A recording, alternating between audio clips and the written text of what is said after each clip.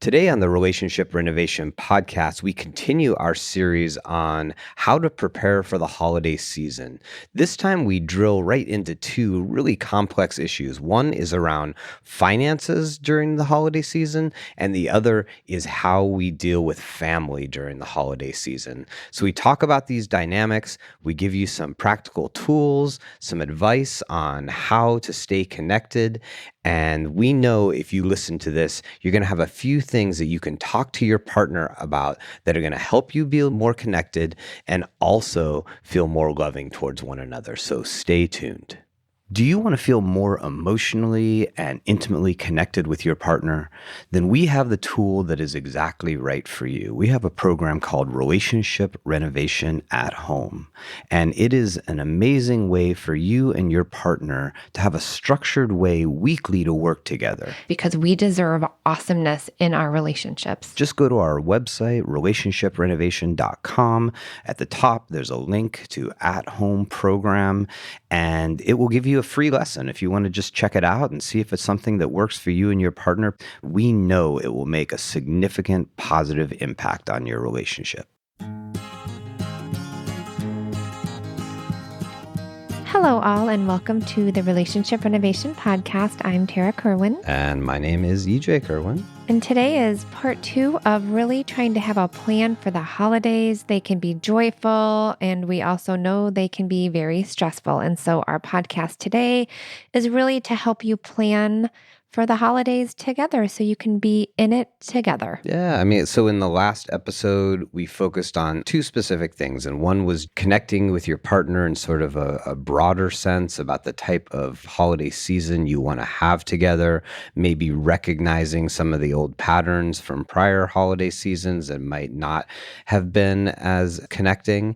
And then we also talked a little bit just about personal wellness and how that can be a challenge during the holidays and how the two of you can be connected in that as well. And the distribution of all of the different tasks and just trying to stay in it together. Absolutely. So today, the 2 F's, family and finances. Finances and family. Which one do we want to hit first? I think let's start off with finances, right? Yeah. The holidays are definitely a time in many ways that things are not entirely normal. No, there's a huge influx They're of spending. amplified, everything. Emotions are amplified, interactions are amplified, and money, it's definitely amplified. It's a time where out of nowhere, we generally have to buy gifts for, at the very least, everybody in your family and most likely other people as well. It's a time where maybe we throw a party where... Don't look at me like that. Oh my God. Don't you look at me like that. Our metastasizing party that we're having. It's just an expense that you normally don't have. And that credit card bill is working hard. And, couples already have oftentimes systems around money that were developed not intentionally. They just they ended up that way. And maybe it functions on some level, but then when, big things happen, like the holidays, like maybe a lessening of finances and other different seasons or whatever, but when things change, some of those old systems expose the problems that function within them. Right. And we all very individually, uniquely have different types of relationships with money. Right? And different expectations around budgets around Christmas. And if you're not talking to your partner about it, it can definitely lead to a lot of tension and a lot of conflict. Yeah. One thing I've noticed, and this is sort of maybe in our relationship, but I've also seen it in couples that we've worked with, is that you have like this almost power struggle that develops. Because oftentimes there's one person in the relationship who sort of functions more as the accountant of their family, that they're the ones who are looking at the bills every day. They're the ones who are moving, finances around. And they tend to be, the person who maybe is a little more gripping and a little more like aware of like, hey, we need to not spend as much money. And then the other other person maybe is less plugged in to it and doesn't have an idea of it. So they're more of like sort of put the foot on the gas as far as the money. And then there's this really negative dynamic that develops, is that like the accountant of the family is sort of pulling back and the other person is trying to move forward and maybe feels controlled, and maybe the person who's the accountant within the family feels like unappreciated or misunderstood. And so we want to help you guys around finances at the holidays, acknowledge what works and what doesn't work for the two of And you. I think just starting off acknowledging, like, it's just this month is different. We're going to be spending more, right? It's the holidays, like, it's different. Instead of not acknowledging it, just kind of that first piece of it is like, okay, where do we go from here? We know that, right, there's more going on this month than our usual month, that spending is going to be a little bit different, right? And then you're going to talk about each of your expectations, right? How much do you plan on spending? How many people do you plan on buying for? And, the other partner is going to share theirs. And you're just trying to come up with something that works for both of you, that feels very realistic. And instead of being like, I can't believe that your budget is that and my budget is this, you're going to validate each other's unique differences with their expectations around the holiday spending. Well, and I think a big part of that is when you do what we're asking you to do, which is sit down and say, hey, can we talk a little bit about finances and how it's going to affect us over the holiday season, is acknowledging the sort of like the emotional aspect of it. That if one person gets very stressed about money during the Yeah. holidays, just them saying like, look, I just want you to be aware that it does kind of stress me out. And it brings up a lot of fear for me. And then I get to ask you, like, hey, how can I support you in that fear? Because I don't want to make it worse for you. I want to be able to be like, hey, you're not in this alone. I've got you too. Yeah. Even if I want to spend more money than you do, just me knowing that I'm supporting you feels really good, right? Yeah, So absolutely. you have to talk about how you can support each other in the anxiety or tension it might cause one or both people to rack up a credit card or live above your means more than you're used to. Yeah. I mean, and it works on the flip side as well, of like understanding the person who maybe isn't the budgeter, understanding like their emotional feelings around money. Like for you, Tara, like, so in our dynamic, I'm definitely the one who's a little more grippy around money this time of the year. Mm, But help me understand, mm. like, what is it about the holidays and buying gifts and all of that that's so special and important to you? Because I don't think you just like, it's just like, oh, I just want to spend tons of money. That's not why you do it. No, I love love. I love giving. I love picking out things that you don't get throughout the year that's super special for someone. I'm not just one of these gift card people. I like really try to make it personal and endearing, and that I've, thought and was creative about why this person would think that's really special. Like, I just love making people feel special and unique, right? We don't do that a lot of times throughout the year. So Yeah, I mean, and that's important. sometimes I wish I could just like do a gift card, be like, here you go. Because I put so much thought and energy into it. But that is not me. Yeah. That is Yeah. not me. Well, and if I'm not careful, I can get into a story of like, oh, Tara just doesn't even care about money. And my focus goes on to like something that's like agitating to me. Instead of hearing what Tara just said is like, wow, she really loves to give, she really loves to make people feel special by getting them something unique. And, And then you get to tell me a budget. well, but then there's some creativity allowed there, right? And so, because yeah, I mean, one thing that we've talked about in just a very practical way is that we're creating a budget. Like this is how much we can spend on gifts, and then how does this break up between everybody in our family?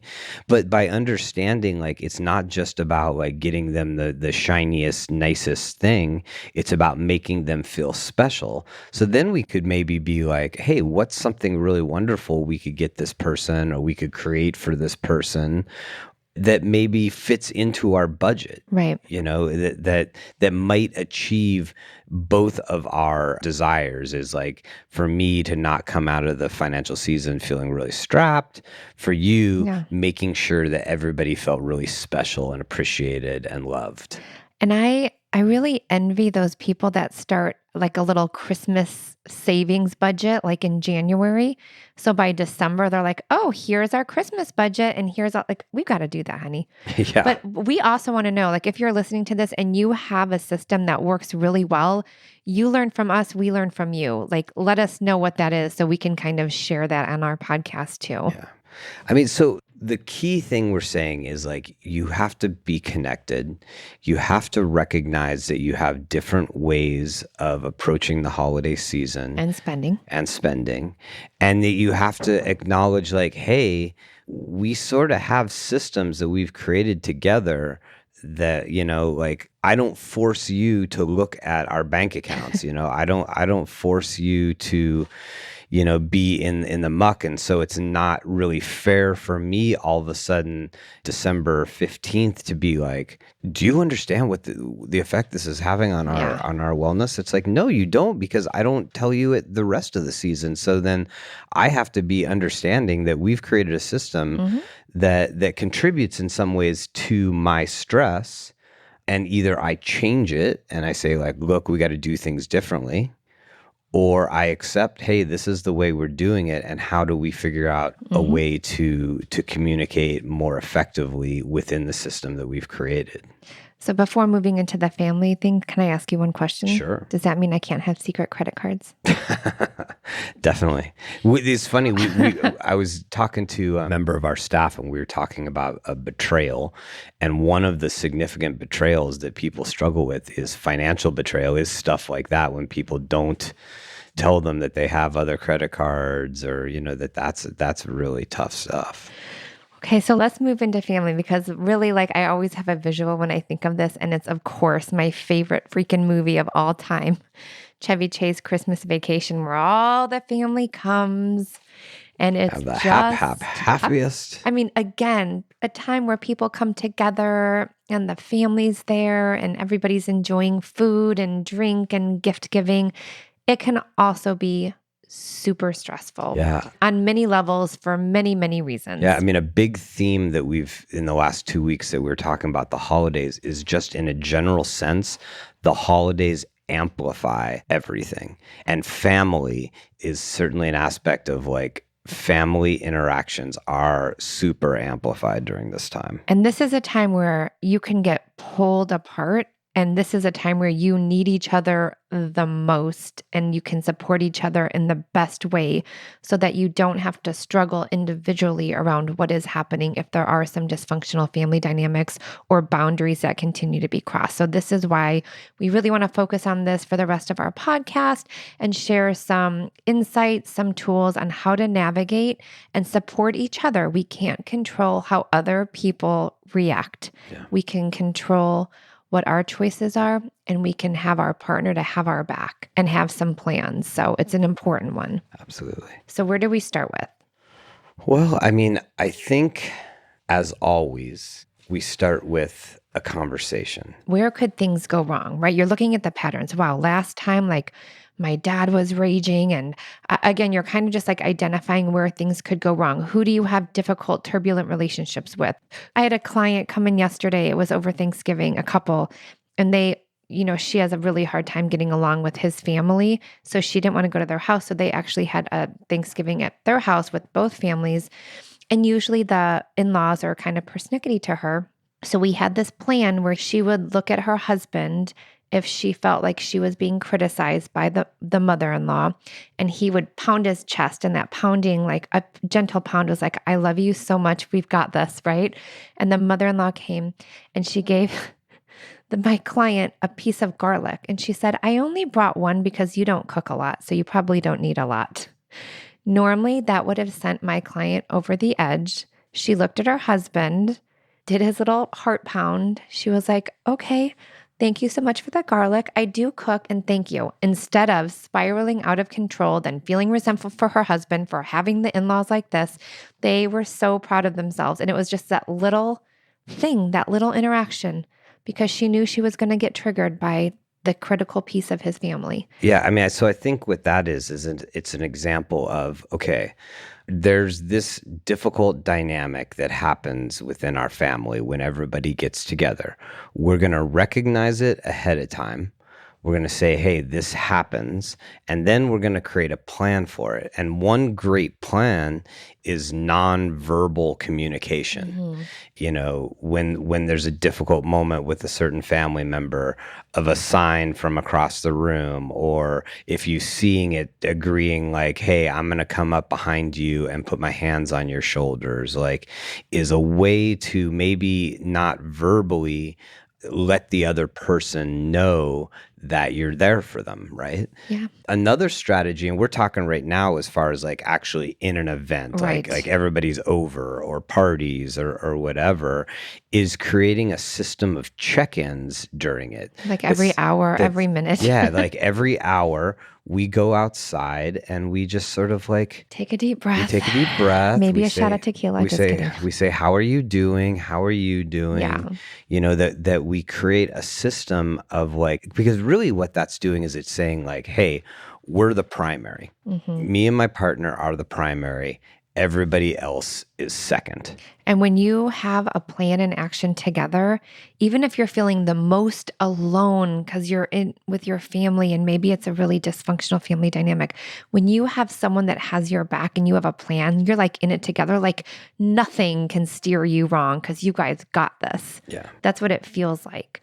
And there's also, I mean, again, there's a lot of different issues that people have, but what if one person of the coupleship does not want to go to the other person's family's house, right? But the other person feels obligated to go. And then there's children in too. Like, how do you navigate that? Because it's both people have needs here. One has a need, hey, that's a toxic environment for me. I don't want to bring me or my children there. The other is like, wow, I know it's toxic, but those are my family and I have to go. I feel like this sense of dedication to them, like to at least show up.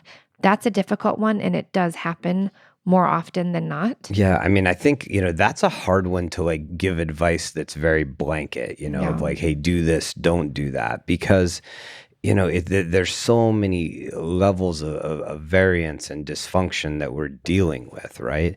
I mean, I think that like, you know, that's the type of thing where we're talking about long-term shifts in relationship with in-laws. Right. And I think it's important to set ourselves up for success, especially during the holiday season, and knowing that like, you know, going over to the in-laws house or the in-laws coming over or whatever the dynamic is, that coming in with the expectation that over the holiday season, you are going to fundamentally change that relationship, or you're going to finally establish a boundary that has been that you've been unable to do. I think you got to be careful with that because you can set yourself up for behavior.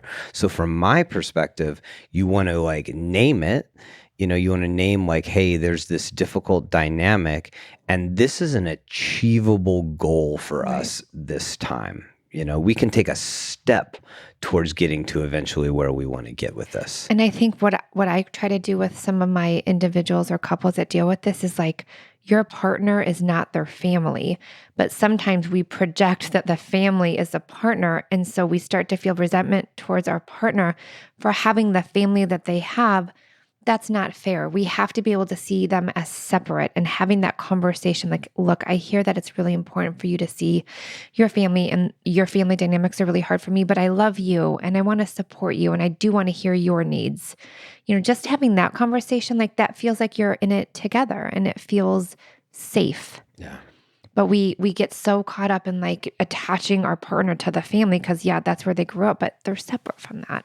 And that's where a lot of conflict and resentment can start to stir up, but we have to look at it from a different point of view. Yeah. I mean, and I think you have to like, you have to set this intention that we're just going to try to be connected. Right. That like we might not be able to completely shift this, because maybe if we had our choice, maybe we would like just go to Telluride for Let's do Christmas or it. go to Mexico or whatever.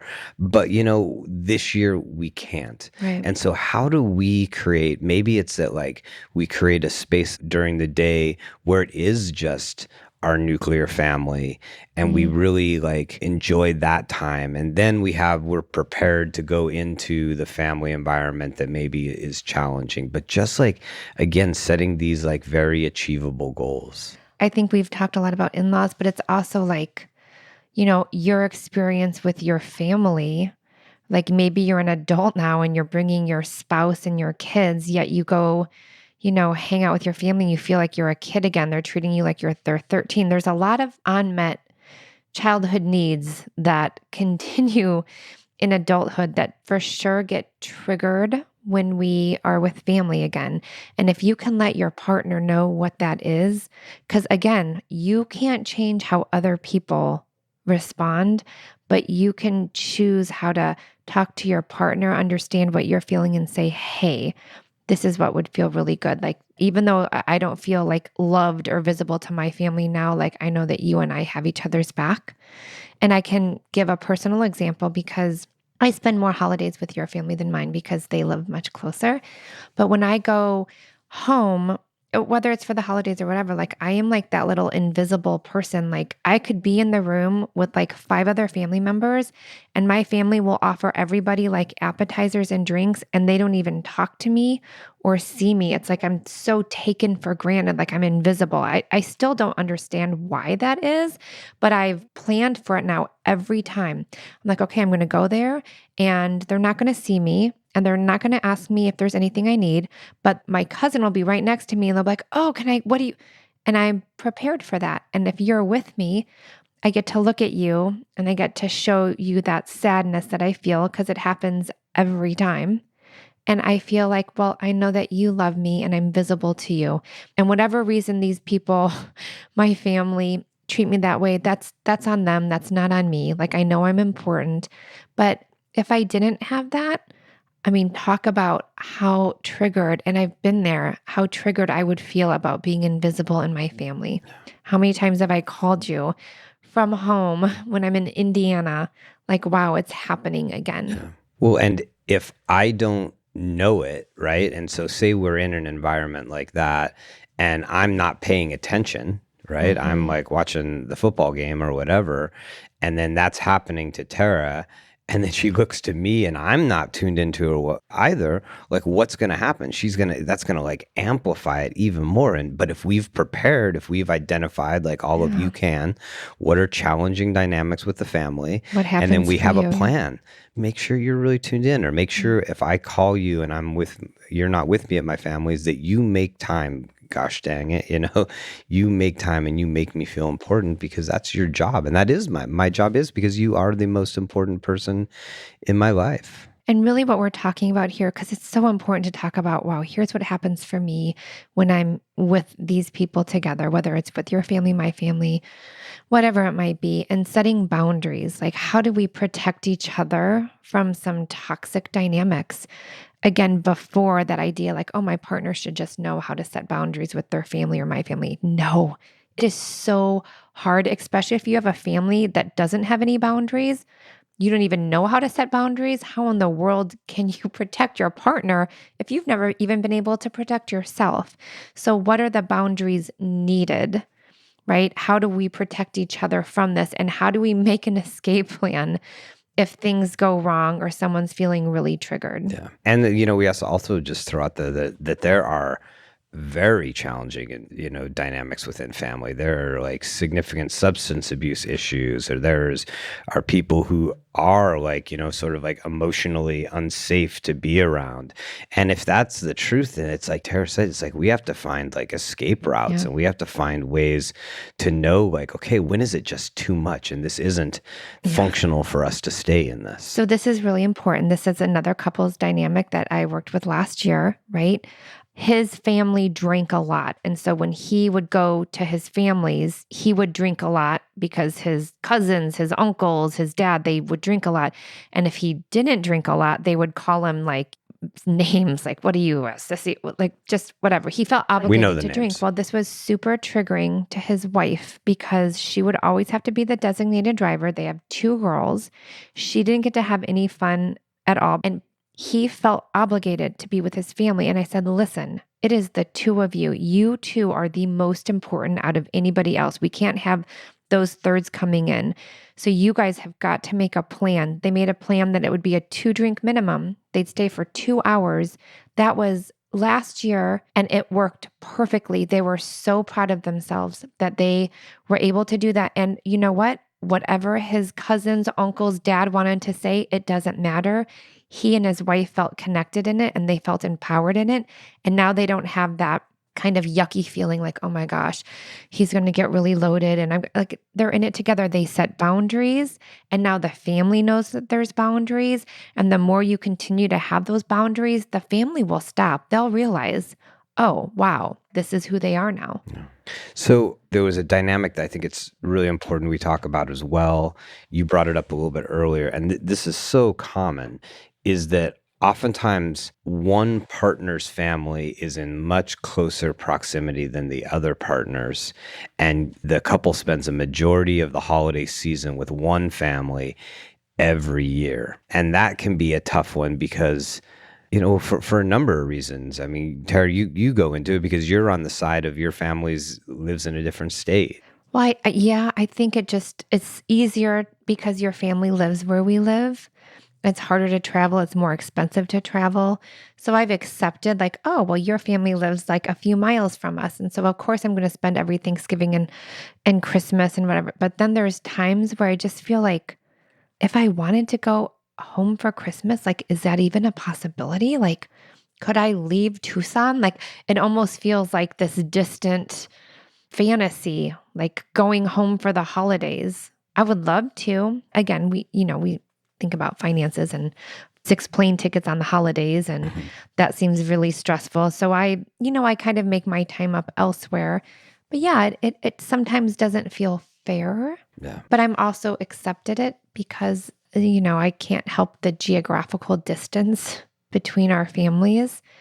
But it also means that it's more important outside of the holidays that you're connecting with my family, maybe not as much as I connect with yours, but that you're making an attempt. Yeah. That was a big thing, really quick.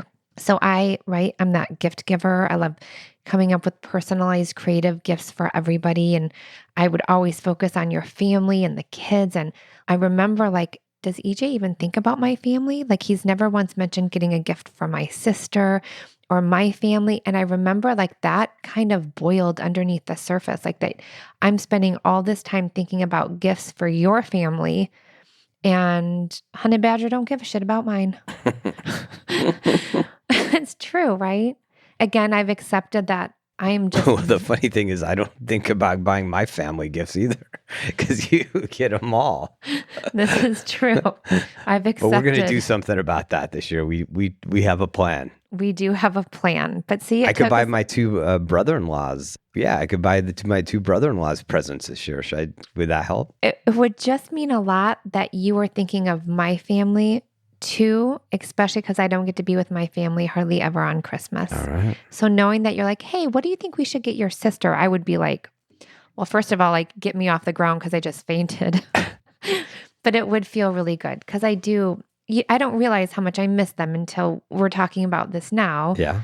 That like, yeah, I feel like, oh, it sucks that I don't get to be with them on the holidays. Yeah. All right. I can get down with that. So talk about that dynamic. Well, that was like a very clear request. You sort of made a request of me. Sort of. I didn't even realize it until I realized it. Like, and that's so doable. That would actually be fun. So. And it's like a new skill set for you, honey, learning how to like think of all the people in your family and your wife's family. Yeah. And like what would be meaningful to them. Absolutely. I don't even want to know what would be meaningful for my brother and my I actually have a couple of good ideas. So again, so many different factors play into family dynamics at the holidays. But if you and your partner can have some honest discussions around what happens for you, what happens for the other person, how to set healthy boundaries, how to have little nonverbal cues or code words. So you guys, it's going to feel really good because Absolutely. we cannot change other people, but we can have a plan with each other to get through this and try to have the most joyful holiday spirit that we can. Yeah. I think that this really just gets back to the heart of like much of what we talk on here. It's about being preventative. It's about thinking ahead of time and being intentional with your partner, right? And, and that's what we hope for all of you in your holiday season, and emerging into the next year, that you guys can really set that intention with your partner that, hey, we're going to be really thoughtful about our relationship and we're going to start really preparing to be connected, to have the loving relationship that we want. And you're respecting each other's individual differences. Like before, I'd be like, why can't EJ just be like me? Why can't he be like the Chevy Chase? Why doesn't he want to give all this? Like you are you, and I love you, and you will never be that person, but you're willing to have discussions and you're willing to put yourself out there in different ways and take emotional risks. So For sure. I don't want you to change, but there's a lot of people that get really stuck in that and they're just like, if only my partner would do this. And no, we just we're uniquely different, and having that respect for that is what's going to drive you towards success. So Yeah. So, hey, reach out to us. Tell us about the things that have been challenging for you during the holiday season. Tell us about what's worked, maybe what hasn't worked.